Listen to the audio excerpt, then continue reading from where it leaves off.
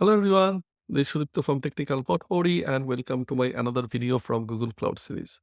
So in this video, I'm going to show you a very important feature from Identity and Access Management, and it's called the deny policy. This is a very important topic if you are planning for any Google Cloud certification or if you are new to the Google Cloud. So without wasting any more time, let's understand this feature. So I have written a dedicated blog post where I have explained all the details about this deny policy. But before going there, I would highly recommend you to go and check out my other two videos which I have published a couple of weeks back. One video is all about Google Cloud IAM, things you should know for Associate Cloud Engineer certification. But if you are planning for professional architect certification or if you are new to the Google Cloud platform, this video is still very relevant. So I'll put the link in the description as well as on the top right corner.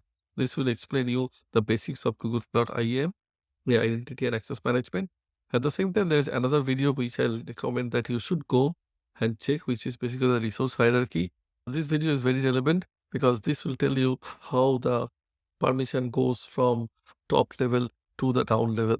And these two videos are basically a prerequisite of the deny policy. So I highly recommend please go through that. Put the link in the description as well as on the top right corner of this video. So let's assume that you know the concepts or you have already gone through those videos. So let's focus on the topic of today's video, which is basically the deny policy.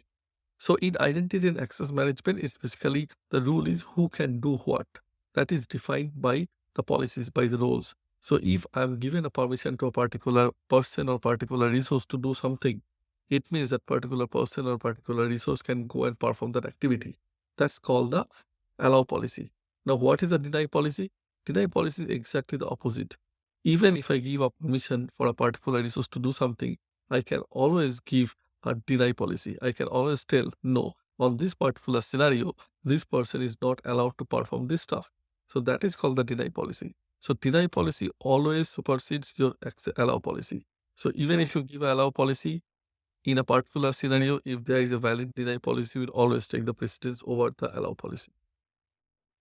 So that's the very basic of deny policy. There are some key features that you need to understand. The deny policy is basically precedence over the allow policies. Deny policies always take precedence over allow policy. So it means like even if you have allow policy, it will not be valid if you have a deny policy on that particular scenario. Things to note, each deny policy is linked to a Google Cloud organization folder or a project. So if you go through my resource hierarchy video, you know that there is a organization folder and project structure. So deny policy is linked to organization or a folder or a project. Same like other policies, it's actually inherited through the resource hierarchy.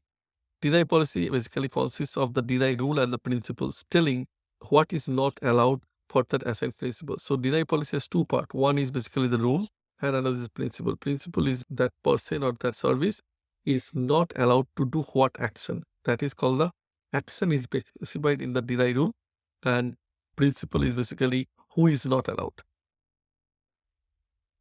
Again, the same thing, which is very important. Deny policy always override the allow policy. A resource can have only 5 deny policy. The spelling mistake, I'll fix that. And here, if you go in this link, you will find all the list of deny policies. Couple of prerequisite required rules. You need to have a deny reviewer role, which is role / and this role, or a deny admin role. Deny reviewer role will basically help you to find out all the deny policies, but you cannot edit or you cannot delete or you cannot create. To delete, create and edit, you need to have a deny admin policy, admin role. So with that, let's understand this diagram. For example, we have this resource hierarchy. We have the organization node. Under that, we have folder 1, we have folder 2. Under folder 1, we have project 1 and project 2. Under folder 2, we have the project 3. Now, what I want is basically, this is my compute admin. This is my compute admin. So what I want, we have folder 1 and folder 2, we have these two projects. I know my project 1 and project 2 are very critical project. So nobody should be allowed to stop or delete virtual machine during business hours. But project 3 is not that critical. This person, the compute admin, can go and do the deletion of virtual machine. Now, this compute admin is given the enough permission so that it can do the deletion, right? It has given a role on the folder 1 and the folder 2 level. That's perfect. Now what happens if I only want this person to do the deletion or the creation or stop of the virtual machine only on the project here, not on the project 1 and the project 2? What I have to do, I have to create a deny policy and bind the deny policy to the folder 1. So I'll create a deny policy. I'll bind that policy to the folder 1, not with folder 2. That's very important. And what will happen? Deny policy are always inherited downwards. So if I do it here, then the policy is applicable to the project 1 and the project 2 also. The moment is applicable to the project 1 and the project 2, if this person is given a role which will allow them to delete virtual machine from project 1, project 2 or project 3, because of the deny policy, they will not be allowed to delete virtual machine from the business hours because deny policy always supersedes the allow policy. But on the project 3, there is no deny policy. So compute admin can go and delete the virtual machine during the business hours. So this is how the deny policy works. So deny policy always supersedes the allow policy. Even if the compute admin enough role to delete the virtual machine, just because of the deny policy, which is applicable, which is applied to folder 1, and due to the inheritance is applicable to project 1 and the project 2, this person is not allowed to delete anything from delete virtual machine for project 1 and project 2, but can do the same thing for project 3. So this is how the deny policy works. I hope this diagram is helpful to understand the concept behind deny policy.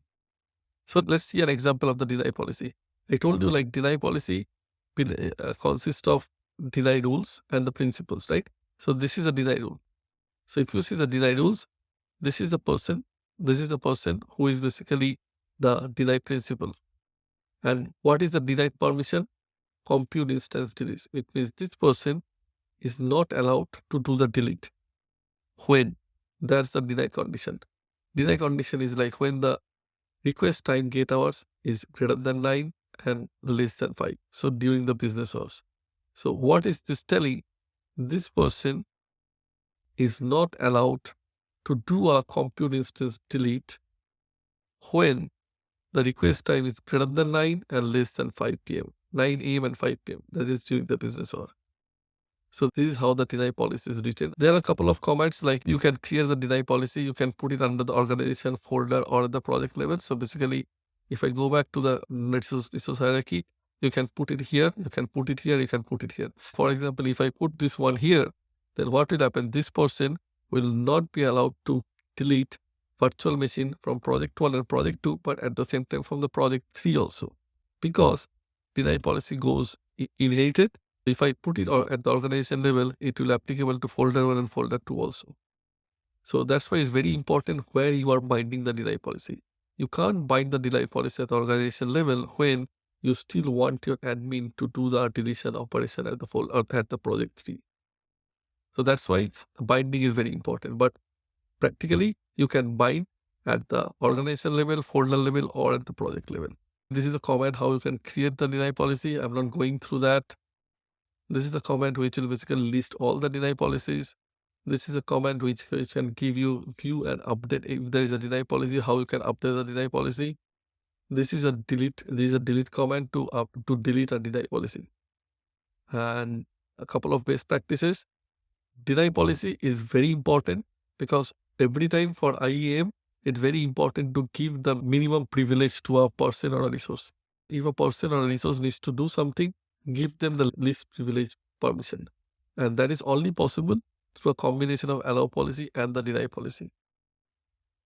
It's very important to keep a documentation, to keep a history of what is your deny policy. Without history, without documentation, it's very difficult for a newcomer or even for the existing people to understand why this operation is not happening when they try to do the debug. And review is basically an audit is very important. Regularly review and audit your deny policies. And also the allow policies, both are important. Auditing of your allow and deny policies are very important to make sure that the things that you are doing is exactly the correct thing. And you are not giving extra permission. You are giving only the permission that is needed for that particular resource to do that particular work. Okay, so that's all about deny policies. We hope this video is helpful. Please Let me know your feedback. Please let me know if I missed something or if there is any other things which I should include. I'll be really appreciate if you put your comment in the comment section of this video. Plus, if you like this video, please hit the like icon, share with your friends, with your colleagues, and please subscribe to my channel so that you came to know about all my upcoming videos. There will be more videos coming from the Google Cloud Platform series. So keep watching and keep subscribing. Thank you. Bye-bye.